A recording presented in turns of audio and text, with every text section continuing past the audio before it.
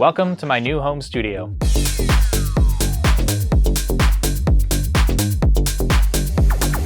It's been a long process, but it's finally done. And I admit I probably went a little bit overboard here, but it's pretty cool. Now I'm gonna show you all around, tell you all about it, but first I'm gonna take you back in time before all of my stuff was in here so that I can show you some more details of the build. So we're 95% done here. The room itself is essentially ready. It's a couple tweaks that need to be made to some of the electrical outlets and whatnot. But aside from that, we're just waiting on the acoustic panels to come in. Now I had to order all new panels for the room. Like I needed basically custom sizes for almost everywhere here. So once those come in, it'll be a couple more weeks. We'll put those up and then we'll be officially done. Now just to recap, this room is a room within a room design. Now the floor is not floating, but everything else is. The ceiling is suspended from isolation clips, and then the walls inside here are completely separate framing and everything from the rest of the house. And there are 3 layers on the walls. It's a drywall, plywood, and then drywall again. Same with the ceiling. For the flooring, I went with this vinyl plank flooring. Pretty happy with it. Turned out well. I think it looks good. Now the HVAC design for this room was a pretty big deal. And early on, Martin explained to me that the mistake a lot of people make is they build these rooms, they might do the room within a room, they put a couple layers of wall on, they're trying to get the soundproofing, but they forget about the HVAC ducts, which basically act like a crystal clear intercom where sound can travel through the entire house. And so to get around that, his solution was pretty cool, and it both solved the problem and enhanced the design. So this bulkhead here, this had to be here. This is where the main duct from the furnace actually comes in and then goes to the rest of the house.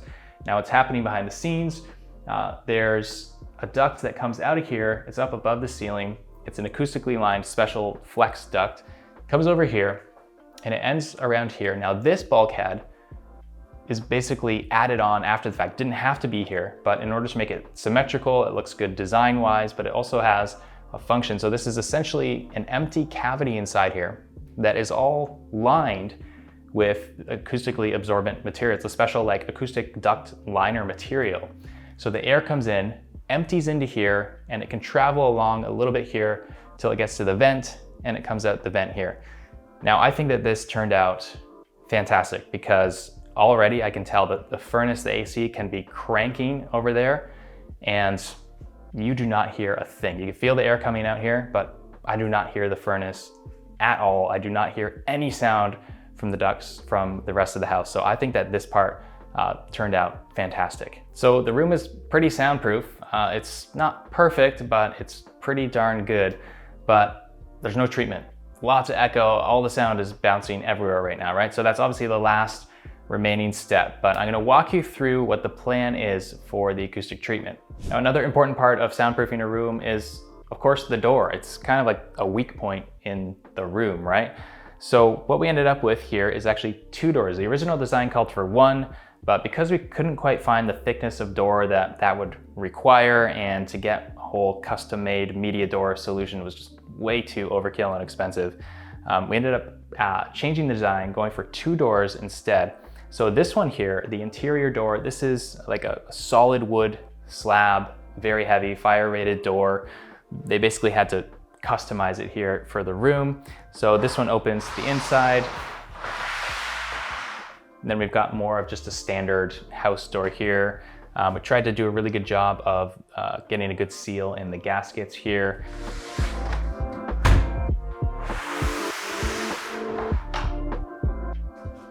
Pretty big difference. So another one of the challenges with this room is that the electrical panel for the house is in this space. It's right here in the wall, and it's not even just a regular wall. This is right behind this, part of the apparatus where the acoustic panels are gonna hang onto. So the contractors had to come up with some custom solution so that we could still accomplish everything the design called for, while also being able to remove part of this apparatus and wall to access the electric panel without it being, super obvious or affecting the layout of the room. And I think they did a good job of that. So basically, even though this looks fairly seamless, and it will once the panels are over top, these are all separate pieces here, and there's 2 sections here of the wall that actually come off, and they're double layered still.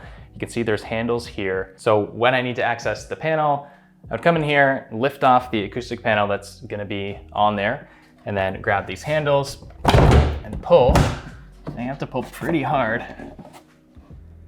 And we could set that down, and the electric panel's right there. So pretty good. It's very hidden. I mean, it's not the most convenient way to access the electrical panel, but hopefully we won't have to be doing that very often, and this way the design isn't compromised. That brings me to the acoustic treatment design. So rather than have just panels directly on the walls, what Martin came up with was this kind of stand, like a stage with these vertical supports coming up here, where the panels are going to be mounted on. Now this comes out on an angle. So it starts here, just about like 2 inches away from the wall. And then by the time it gets to the corner, it's kind of fanned out and it's like 6 or 7 inches from the wall. So, you know, it creates an angled surface there. And what it also does is it separates the panels from the wall more and more the closer it gets to the corner. And by having that extra air gap behind the panels are all just gonna be 2 inch, but with the air gap, it performs much better. It performs as if it were a much thicker panel. So that's the idea there. And then we've got these big corner bass traps here.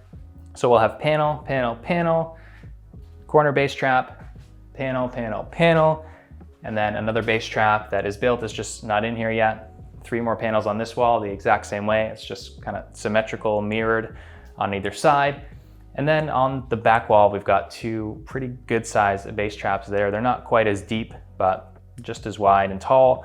And then 3 panels in the middle as well. We're also gonna have 4 panels, again, 2 inches, just suspended about an inch from the ceiling. There's gonna be 4 of them up here. I've got to point out another area of complexity here.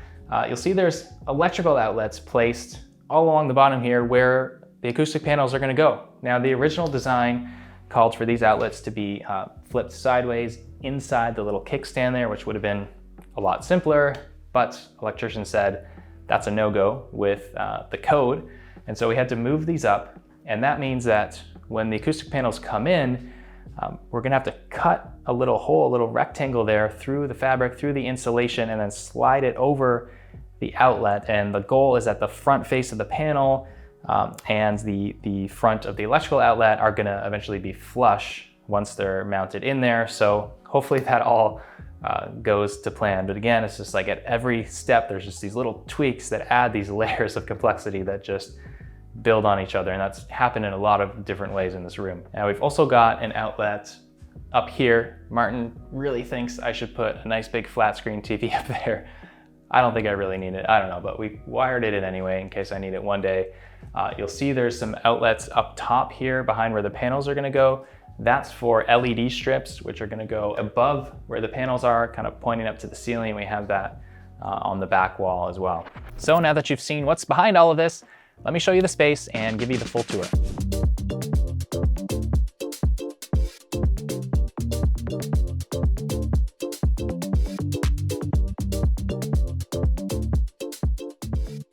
So this is the main event, the cockpit mixed position. Not sure about the desk. You know, it's pretty wide. You can see there's maybe about 2 feet or a little less clearance on either side, which is okay, but I think a smaller desk would suit the space a little better. I don't like how crowded it is in here, but it's been really hard to find a desk that I think will work better. I haven't found anything else out there yet. So I'll walk you through all of my gear here. For a computer, I've got the Mac M1 Studio. It's been working well for me. Interface is the Avid Carbon. Now, this one is a little overkill, I admit. I'm mostly just mixing in here, making content. I don't need 8 in and 8 out, but it has come in handy actually on some of the videos I've done, like doing the hardware compressor shootouts, stuff like that. And then now that I've got this alternate pair of monitors, it helps having more outputs for that as well. I'll talk about those in a minute, but overall, it's sounding pretty good and it's been pretty stable. Got the Apple Studio display, and you'll notice this little webcam up here I just got recently. It's I think it's called the Instalink 360, and it looks so much better than the built-in camera in the studio display, which is why I got this display in the first place. So that's been kind of disappointing definitely didn't need to spend the extra coin on that Apple display. A lot of people ask me about the control surface here.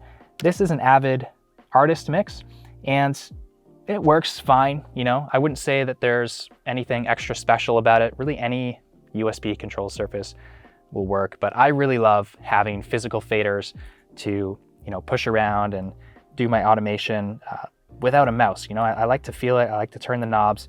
Much better experience. All right, monitors. So right now I've still got up these CLA 10s. I still have a pair of NS 10s that I might eventually go back to, but I'm really happy with these CLAs.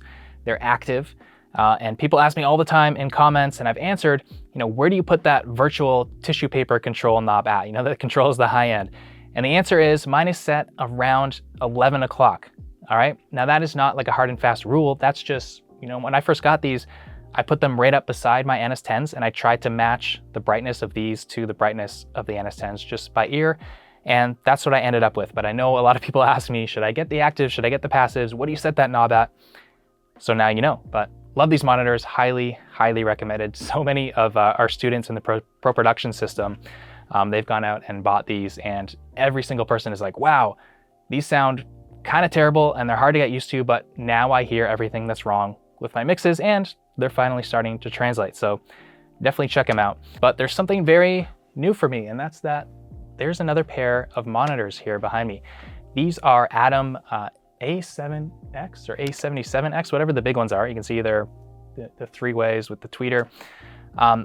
The story behind this, guys, and again, I've already had comments of people who've seen them in my videos already saying, hey, what's the deal with that? You know, I thought you didn't care about having big, you know, fancy monitors and stuff like that. You're the NS10 guy, and it's true. I still am, okay? Nothing has changed there.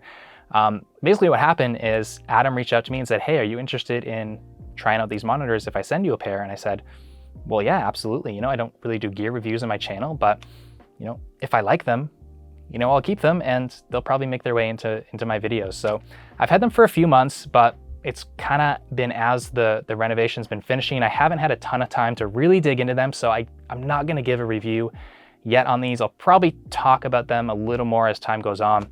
It's also been a little tricky to figure out where to put them, you know, like there's not a lot of space here, and these things are big, you know, like they're very deep, they're huge, they're heavy.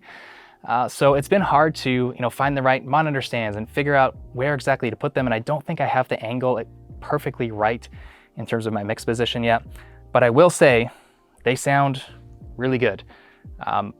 They're nice and big, and it's really fun. These are the kind of monitors where, especially if I was tracking a lot, I would really love having big speakers like this, because I love having things cranked up loud while we're tracking and really feel the energy pumping and moving air in the room.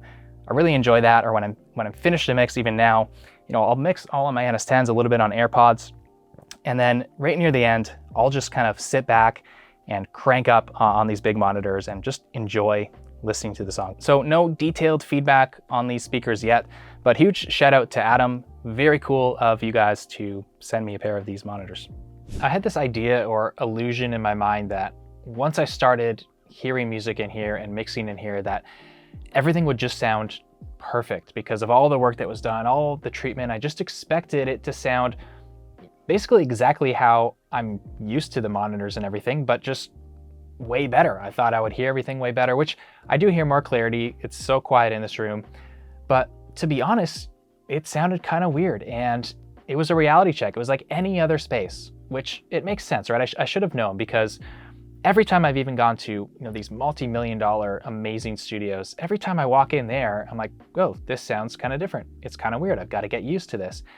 And it was no different in this room. And I actually had to experiment a lot with the distance of the desk and the speakers from the back wall. It really influenced how much low-end response there was. So I had to kind of move those forwards and backwards by a few inches over the course of time until I settled on a spot where it sounded like what I was used to from mixing with these speakers in other rooms, so that I really had a good baseline to get started from. So just like any other space, guys, even though it's professionally designed, well-built, very soundproof, very quiet, lots of treatment, all that stuff, a new space is a new space, and you've got to get used to it. And it took me some time to get used to it, but I'm actually feeling pretty confident and quite comfortable mixing in here now. But for those of you who want all the details, SM7B, of course, as the microphone for making the content and everything.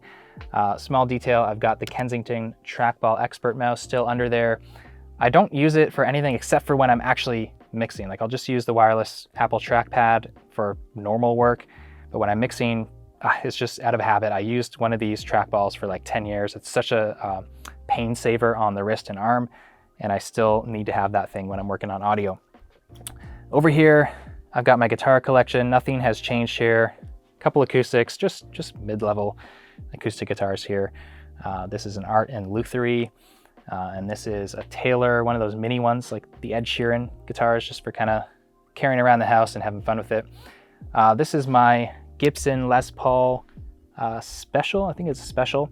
You can see it's a very thin body, which I've always loved about this guitar. It's pretty unique. You can't really find many Les Pauls that are like this, but it sounds great. It's been played on so many records that I've done, and I still love it. Got it so long ago. It was like my first really serious electric guitar.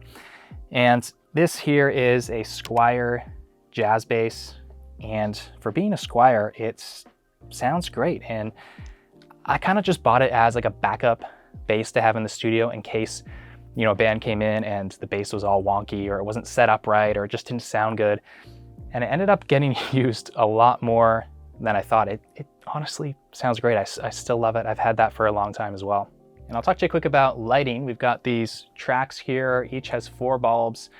So there's 8 of these bulbs. I got LED Wi-Fi bulbs, which has been really cool. I can control the color and the temperature and the exact brightness of every bulb in here, which has been useful for, you know, the video and the lighting and just setting the mood. It's kind of cool to put on some funky colors while I'm mixing or whatever. And then to either side of the desk, we've got these LED strips that go along the panels here. That was Martin's idea. And we've got it along the back wall as well. So same thing, I can control with my phone independently every strip, actually every little bulb on those strips, you can change the light. So you can do some cool stuff with those as well, and that just helps with the vibe. And the back of the room, there's not really a ton of exciting stuff happening here. I've got a stand-up desk along the one wall here, and this is just where, if I want a break from sitting down all day, I'll go over there and, you know, grab my iPad, maybe do some Zoom calls from there, or just write some ideas, do some brainstorming, typing, like just stuff that I don't need to be sitting at my studio computer for. And that really helps with my back, which is really feeling the pain of 15 years sitting in front of a computer. And I'll show you how the electrical outlets turned out. So we had to actually cut through the acoustic panels themselves, cut a hole, and the contractor said that that was very finicky. This fabric really just started running, kind of tearing, and threads coming loose like instantly. So they did a good job. One of the contractors actually 3D printed these plastic boxes that go through the panel and allow the electrical receptacle to come through more cleanly. So that turned out really well. I'm happy with that. And it's definitely a little bit of a fancy touch, right? To have the floor to ceiling panels and have the electrical outlets coming through them, flush mounted with the panels. I think it looks cool. All right, I got to deal with the elephant in the room. Now, if you've watched this channel for a while, you know that I've never really cared about having an amazing room to work in or the perfect acoustic treatment. In fact, I've preached a lot the opposite. You know, just go and watch my other videos. I've talked about this a lot. You can see the different spaces that I've been in, which have been nothing special, and that's been just fine. In fact, all of my best mixes have come out of spare bedrooms in different houses that I've lived in. So I know that I don't need this, and I'm anticipating comments and questions, and honestly fair questions, saying, Jordan, what gives? You know, you've said the opposite for so long, that you don't need a space like this, and then you go and build one. So what's the deal? Well, I'm just an audio guy like the rest of you, and being in an awesome studio space still inspires me. It excites me. It's fun. It's a treat, right? And there's just a different feeling and vibe that you get when you're in a space like this. Every audio engineer dreams of being able to build their own custom studio space, right? I'm just really thankful that I've had the opportunity to actually do it. But remember this, I started producing records full-time in 2008 out of a garage studio that was not soundproof at all, with just basic DIY treatment I built up myself over the years.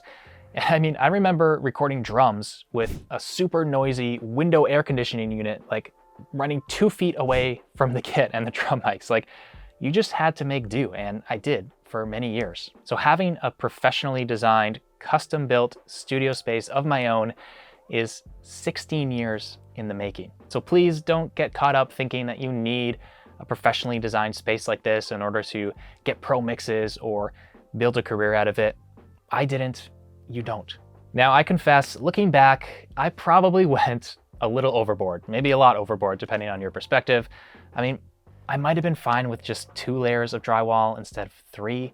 I probably could have just got standard size acoustic panels and hung them on the wall rather than getting 16 custom built panels that go floor to ceiling. And if I had gotten the regular panels, then they would have been out of the way of the electrical outlets, which means we wouldn't have had to try and cut through the panels and make that flush. And speaking of electrical, I probably didn't need to go with isolated circuits for every outlet in this space. All of these little extra special touches really start to add up in terms of the time and the cost and the complexity of the whole project. But it's really hard to stop short when you're already going 80% of the way in. And I figured, I'm probably only doing this once. Let's just go all the way. Let's do it right. And I'm happy. I really love this space. I love the feeling, the vibe of it. I love how quiet it is. I think it turned out great. And it's a lot better for making videos too. You know, I don't have to stop filming when someone starts cutting their grass outside, or there's construction, or the garbage truck is rolling by. And there's no windows, which I actually like because it means I can fully control the lighting in here, which I know I haven't quite dialed in yet.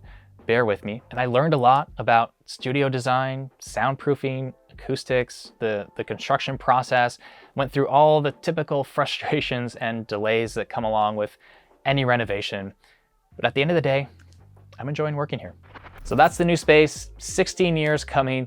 And I've actually been mixing a lot of projects to start off the year here in this space. So you guys will be able to hear those soon. And if you want to check out the earlier videos when this space was just an empty, unfinished concrete basement, you can check out the first video here.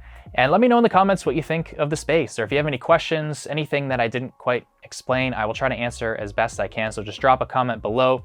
But thanks for watching, guys. Thanks for following along on this journey with me, and I'll see you in the next video.